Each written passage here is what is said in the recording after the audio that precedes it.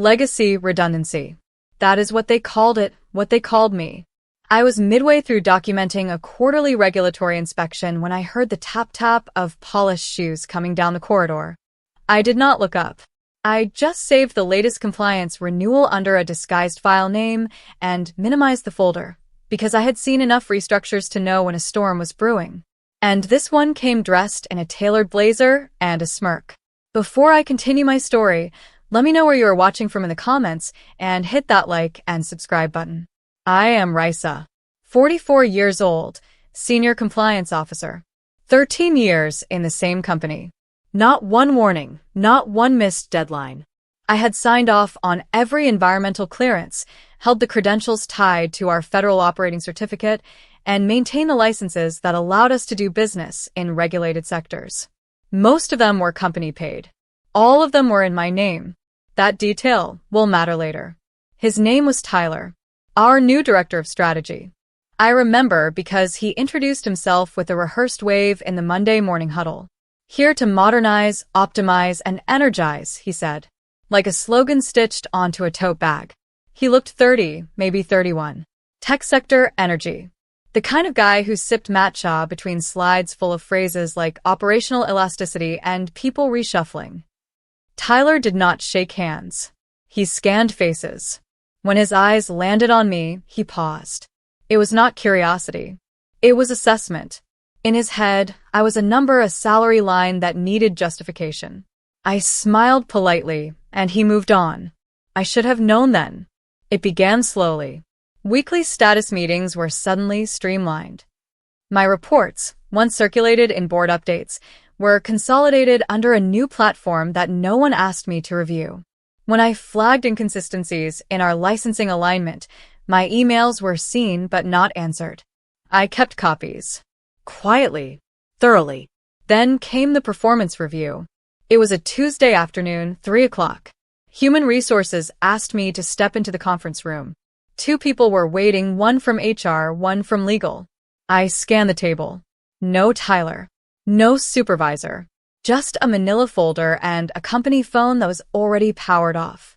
Due to departmental restructuring, they said, your role has been classified as redundant. Effective immediately. No prior discussions. No opportunity to explain. Just a 3-week severance and a pre-written reference letter. I do not remember much after that. I nodded. I signed. I handed over my badge. And I walked to the elevator with one thought echoing in my mind. They have no idea what they have just done. Because tied into that severance clause, the one legal probably skimmed and HR surely overlooked was a contractual condition buried in the 3rd appendix. Section 14C. All company-sponsored certifications, credentials, and registrations were to be rendered invalid upon termination. And guess what those included? Our National Compliance License. Environmental Regulation Credentials. Sector-specific permissions. The certifications attached to my name were not just decorative. They were our right to operate. And they had just cut me loose without transferring a single one. They did not even ask. I drove home in silence. No music. No calls. Just the low hum of realization settling in my chest. I had warned them. Quietly, in meetings, in memos, in documentation trails spanning back years. The licenses were in my name. The systems were tied to my credentials. The password renewals? All locked to my account. I was not being spiteful. I had built it that way for security. But now? They had triggered a shutdown sequence without even knowing it. The next morning, I woke up to 6 missed calls from my former team. 2 were from the junior compliance lead, 1 from our external auditor, and the rest unknown numbers I did not bother returning. I made coffee. I sat down at my kitchen table. And I watched. By 10 o'clock, I was forwarded an internal memo by a former colleague. It was a level 1 operational hold. All active projects suspended, pending documentation review. Shipments were frozen. Contracts were placed under scrutiny. Internal systems flagged license mismatch. I smiled. Not because I wanted them to fail, but because they refused to believe that someone like me, someone quiet, steady, unshiny, was the backbone. The most satisfying part? Tyler did not even realize what he had done. He thought he had eliminated redundancy.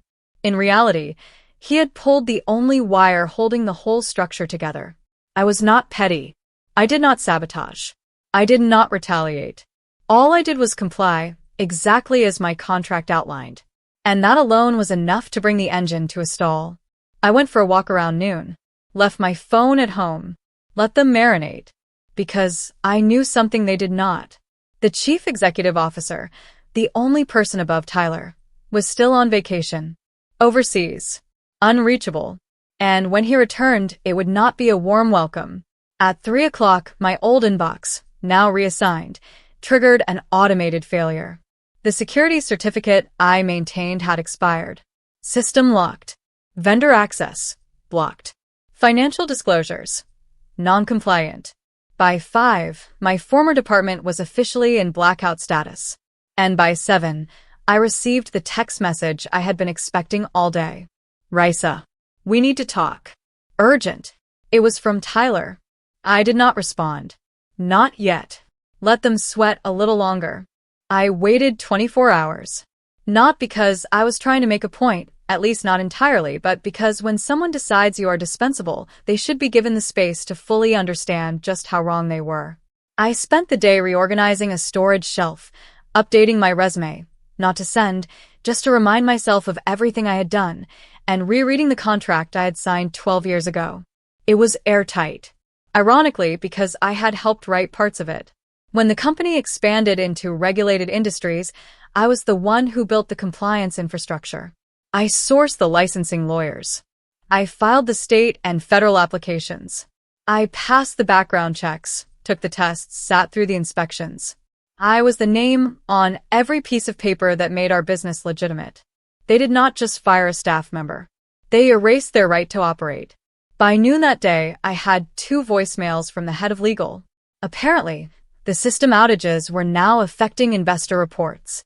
Vendors were refusing to release shipments because documentation could not be verified. And a flagged audit trail suggested noncompliance that could trigger a fine. I knew all of this already.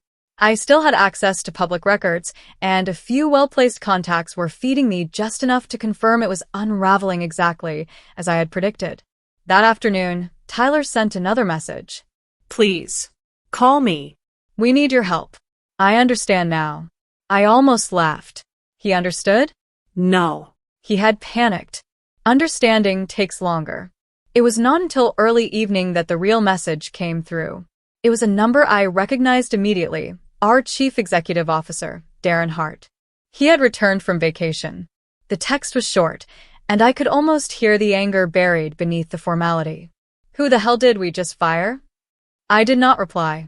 Instead, I forwarded the message to my personal email, saved it under a folder labeled Clarity, and poured myself some tea. Let them call. Let them guess. Let them sit in their conference rooms drafting apology scripts while the walls kept inching closer. The next day, things got worse for them. I had a friend, Alicia, still working in procurement. She sent me a screenshot of an internal thread that made its way up to the executive inbox. 3 clients had paused upcoming contracts citing licensing irregularities. 2 regulators had scheduled surprise inspections. And the entire compliance dashboard had gone dark due to security certificate expiration. Alicia's message was simple. What did you do? I answered honestly. Nothing. They did it to themselves. Around midday, Tyler called again. I let it ring. He tried from a different number. Same result. By now, the panic had turned into formal escalation. I received an email from legal, this time marked urgent. It asked for a temporary consulting agreement, just enough to restore critical certifications and assist in license reassignment. They were offering triple my monthly salary. I did not even finish reading it. This was not about money. It was about dignity. About being told I was redundant after dedicating more than a decade to a company that built itself on my compliance structure. About being treated like clutter, like a leftover file no one bothered to open before deleting. I replied with one sentence. As per Section 14C, I no longer have any obligations to assist post-termination. And I attached a PDF of the clause. By that evening, they sent a revised offer. Higher pay, 6-month retainer. Full independence. Apology included. I forwarded it to my attorney with a note. Decline, respectfully. That night, I slept better than I had in weeks. The following morning, Darren called. I answered this time. Not to help, just to listen. Raisa, he said, his voice low and strained. We made a mistake. No rebuttal. No deflection. Just those 5 words. I let him speak. He explained everything I already knew. That Tyler had initiated the termination without consulting legal. That HR assumed my licenses were shared assets. That the executive team only found out the full impact after the system collapsed. I stayed quiet. Then he asked, "Is there anything we can do to fix this?" I almost said no. But I am not cruel. And I am not foolish. I had no intention of returning, not permanently, but I knew the company was bleeding, and when that happens, people in lower positions get hurt. My former teammates, support staff, juniors who had nothing to do with the decision. So I offered a suggestion. I will assist under one condition. You terminate Tyler. In writing. Effective immediately. There was a long silence. Then he said, "Done." An hour later, I received a termination notice with Tyler's name at the top. Reason: negligence resulting in operational risk. That was the only condition I set. I signed a 2-week consultancy agreement with full remote access, no meetings, no video calls.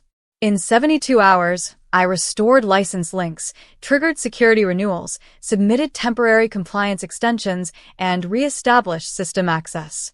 Every fix documented. Every step encrypted. When my work was done, I submitted a final report and a resignation letter. Do not contact me again, I wrote. Your system is stable for now. I suggest you protect it better next time. I also left behind a small note on the shared drive, in a folder no one dared touch for years. It was a single document. No formatting. No header. Just a line. I was the license. I never heard from them again. But Alicia told me the annual company retreat was canceled that year. So, was the quarterly bonus. And for 6 months, they operated under special oversight, forced to report compliance status to an external auditor, one I had recommended years earlier, back when they trusted me. Back when they still understood the value of the people who built the foundation. I did not celebrate. Not in the way people might expect. There was no gloating, no victory toast, no dramatic exit speech. Just a closed laptop, a short walk, and a long exhale. Because when you give 13 years of your life to building something, quietly, methodically, and then get dismissed like excess paperweight, vindication does not feel loud. It feels still. I thought that would be the end of it. A clean severance, a final audit, and the start of something new. But corporations rarely let go without leaving residue. And in the weeks that followed, I learned just how unprepared they truly were. 3 days after my final report, Alicia messaged again. You might want to see this. Attached was a screenshot of an internal memo sent to upper management. The subject line was almost laughable. Post-RISA process recovery plan. Underneath was a sprawling list of half-understood systems they had assigned random staff to manage. They had taken everything I built, everything I maintained with precision, and handed it off like borrowed office supplies. The passwords were reset, but the access structure had dependencies they did not understand. The license renewals were scheduled, but the platform permissions still ran through outdated administrative rights. In trying to patch what they broke, they were tearing holes in the foundation. I did not respond to Alicia. I did not need to. I had warned them. I had warned Tyler in a quiet conversation 3 months before my termination when I told him, there are layers to our regulatory compliance. Each one has a reason. He nodded like he was listening, but he never asked a single follow-up question. The arrogance of assumption. Now they were scrambling to reverse engineer systems I had built over a decade without a blueprint. I spent my days applying for things I had not done in years. Not jobs, opportunities. Volunteer consulting. Advisory boards. I was not trying to escape my past. I was just ready to outgrow it. Then one afternoon, I got a call from a firm I used to audit for, a mid-sized technology supplier named Virion Systems. Their chief operating officer, Maya, remembered my work ethic. She asked if I was available for a short-term advisory contract. Just 6 weeks. A licensing overhaul. I agreed. The work was clean. The leadership was competent. And within 2 weeks, they offered me a permanent role, Director of Regulatory Operations. It came with autonomy, respect, and the kind of support that does not need to be begged for. I accepted. Meanwhile, word of what happened at my old company had started to leak beyond their walls. The compliance lapse had cost them 2 federal contracts. The licensing suspension had triggered supplier penalties. And the oversight board placed them on a 6-month probation period, requiring third-party reviews for any future expansion efforts. None of that came from me. The system simply held them accountable. Tyler had been replaced. HR had been restructured. Legal was brought under external counsel. And the new compliance officer, a well-meaning but underqualified hire, reached out to me on LinkedIn with a polite message. Would you be willing to advise, even unofficially? Just a few questions. I did not reply. Because you do not get to fire someone for redundancy, then ask them to patch your sinking ship when the holes are of your own design. A week into my new role, Maya asked me to lead a pitch meeting with a major client, the same one my former company lost due to their compliance fallout. We prepared thoroughly, presented clearly, and by the end of the hour, they agreed to a full migration of services to us. It was not personal, but it was deeply satisfying. I walked out of that meeting knowing I had not just proven myself, I had transferred value. My old employer had not just lost a staff member. They had lost the architecture, the institutional knowledge, the trust. Alicia sent one last message that month. They're still trying to access the archived license chain. No one knows how it worked. I replied, finally. They never ask. The story faded. Like most corporate blunders, it was eventually folded into a quiet narrative of strategic repositioning and leadership changes. But those of us who were there, who saw it happen, knew the truth. One bad decision had knocked down a tower built over years. And the woman they called redundant had simply stepped out of the way while it collapsed. At my new desk, there is no plaque, no title plate. Just a single sticky note at the edge of my monitor. It reads, "Secure it in your own name." A reminder, not of revenge, but of worth, and of how fragile a structure becomes when you forget who is actually holding it up. By the 4th week in my new role, I had completely rebuilt the compliance framework at Virion Systems. Not patched, not copied, rebuilt. From the ground up. This time with full ownership, transparent documentation, and a reporting structure that made sense. And for the first time in years, I felt like I was building something that would last beyond me, but not without me. I did not speak much about what happened before. Not to my new team. Not to Maya. Not even to the clients who had quietly transitioned from my former company to ours. I never needed to say it. People notice when someone does the work with both precision and calm. It creates a presence in the room. You do not need to shout when your systems speak for you. But despite how far I had moved forward, they were still catching up. It was a Friday morning when I got a message through my private inbox, a secured address only a handful of professional contacts had access to. The sender, Lawrence Eldon, one of the external compliance auditors who used to oversee my old firm's quarterly filings. I had worked with him for years. He had a reputation for being both fair and brutally meticulous. His message was short. Just finished their review. 6 violations. 3 flagged as critical. They are on thin ice. Thought you should know. I did not feel joy reading that. I felt inevitability. I had warned them, over and over, that compliance was not just paperwork. It was trust. Processes built with intention, credentials earned, access granted through proper channels. You cannot rebuild that overnight with a new hire and a panic button. I thanked Lawrence and moved on. But Maya noticed something was bothering me. She always did. "You good?" she asked, standing in the doorway of my office with her tablet in hand. I nodded. "Just old echoes. They are getting quieter." She smiled. "You are not the kind of person they should have underestimated." I gave her a quiet smile back. Not agreement, acknowledgement. That afternoon, I led a training session for a new round of junior analysts. They were sharp. Eager. They asked the right questions. They read between the lines. After the session, one of them, a young woman named Priya, stayed behind.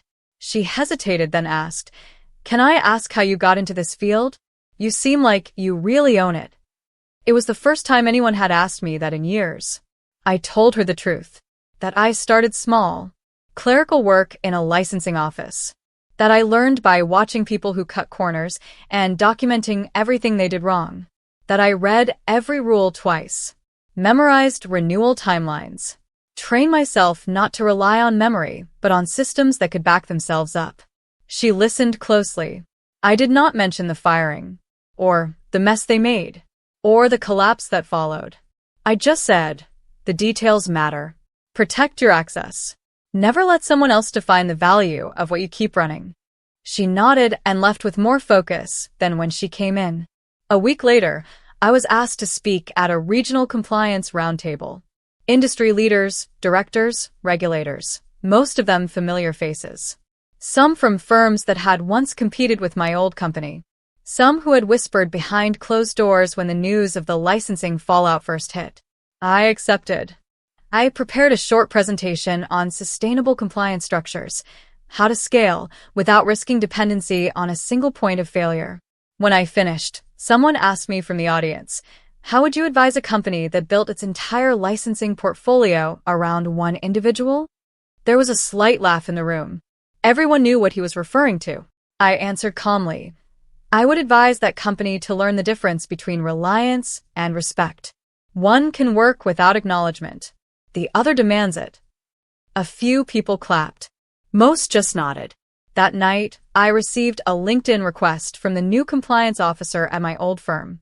I ignored it, but I did click on his profile, just out of curiosity. Less than a year of experience. No certifications listed.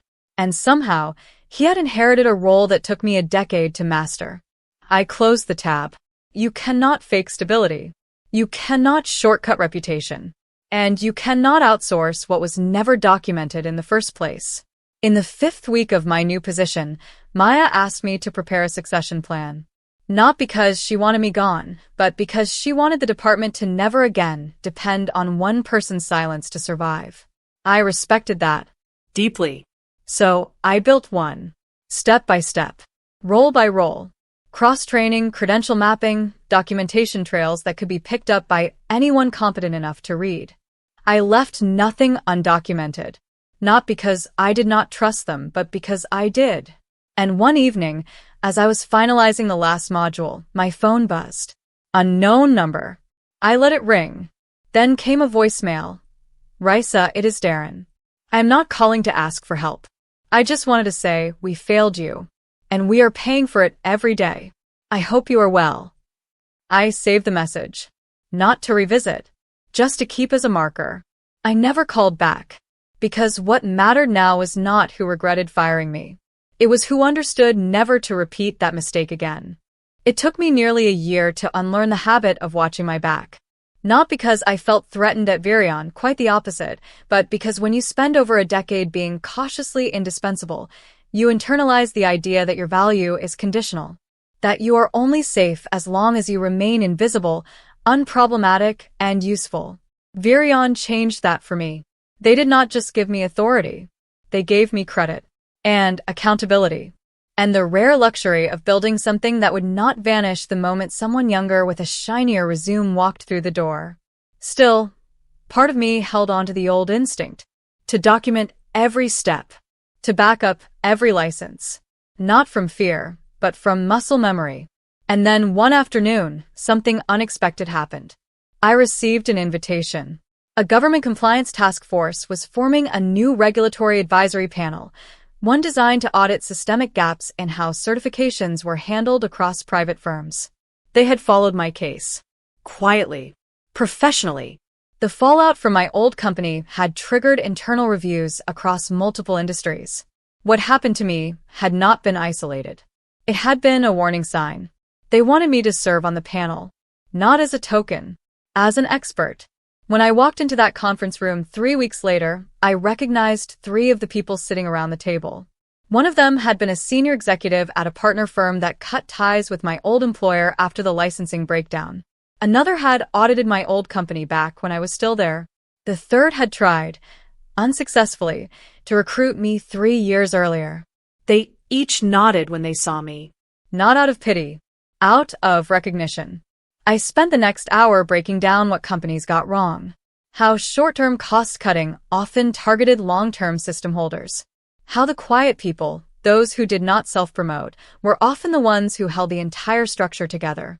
And how governance needed to include visibility, not just compliance. One of the panel heads leaned forward. "And how did your former employer respond?" I paused. Then said, "They called me legacy infrastructure. Then they found out I was the license." No one laughed. They just nodded. Because in that room, everyone knew the people who prevent disasters rarely get credit until after the disaster happens. After the session, I stepped outside for some air. It was late afternoon. The sky was soft, low clouds drifting without urgency. I looked down at my phone. No missed calls, no urgent messages. Just a quiet, full battery. I did not think about Tyler, or Darren, or any of the names that used to fill my inbox with questions they barely understood. I thought about the quiet Tuesday mornings I used to spend validating renewal codes, the late nights I stayed to cross-reference compliance logs, the years I spent thinking someone would eventually notice how much depended on things I never talked about. Now, they knew. They all knew. A week later, I received an unexpected package at home. No return label. Just a sealed envelope inside with a single note card. It read, "You are never redundant." I smiled. Not because I needed the reminder, but because it had finally come from the place I once gave everything to. I tucked it away in a drawer I rarely opened. Not to preserve it, but to put it behind me. I do not tell this story out of bitterness. I tell it because too many people still live in that fragile space between essential and unseen. And because sometimes the only way to protect your worth is to make sure it is not just known but written, validated, and signed in ink. So if you are listening wherever you are and you have ever been told you are replaceable, obsolete, or unnecessary, document everything. And when the time comes, let the structure prove your value for you. Because sometimes the most powerful revenge is not what you do after they fire you. It is what falls apart the moment you leave, and what you quietly rebuild somewhere else, better.